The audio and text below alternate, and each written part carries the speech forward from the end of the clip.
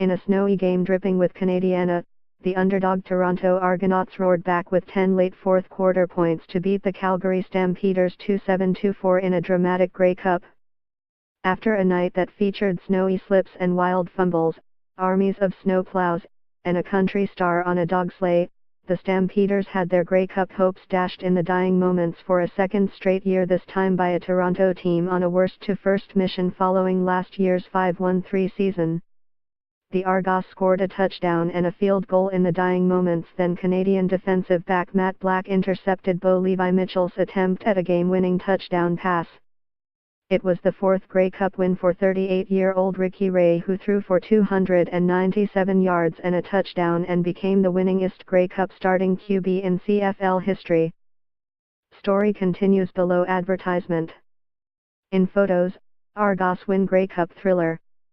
In the locker room, Ray's Argos cracked king cans, popped bottles of champagne and drank from the cup. They danced and hollered to Drake's rings and took a knee to pray quietly.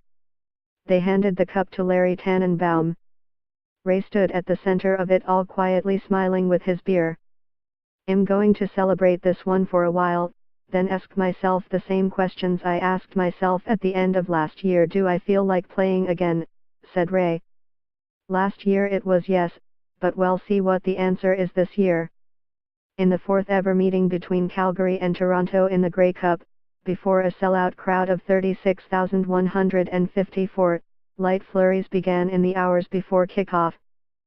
There was plenty more coming. Prime Minister Justin Trudeau was in the house, making the rounds in a red and brown varsity leather jacket, topped off with a Grey Cup scarf. The snow intensified, but it didn't stop Argos star running back James Wilder Jr., CFL Rookie of the Year, from running shirtless pre-game laps around the field. It created an idyllic wintry Canadian scene reminiscent of the 1996 Grey Cup Snow Bowl, in which the Argos had beaten the Edmonton Eskimos. The white-covered field also created heaps of work for the crew, who scurried out in a mad frenzy of shovels, snowblowers and plows to clear yard markings, end zones and the painted logos of big paying sponsors. It fell faster than they could remove it. Visibility was so bad, the traditional pre-game CF-18 flyover was called off. With snow flying, winds howling, and the footing below them impossibly slick, Calgary struck first near the end of the first quarter. Mitchell faked to Jerome Messam, then connected with Cameron Jordan on a 33-yard touchdown pass. Story continues below advertisement. Story continues below advertisement. Toronto responded just inside the second, as Ray tossed a long ball to Devier Posey, the game's eventual most outstanding player recipient, who turned it into a 100-yard touchdown and slid headfirst into the end zone like a joyful kid on a snow day.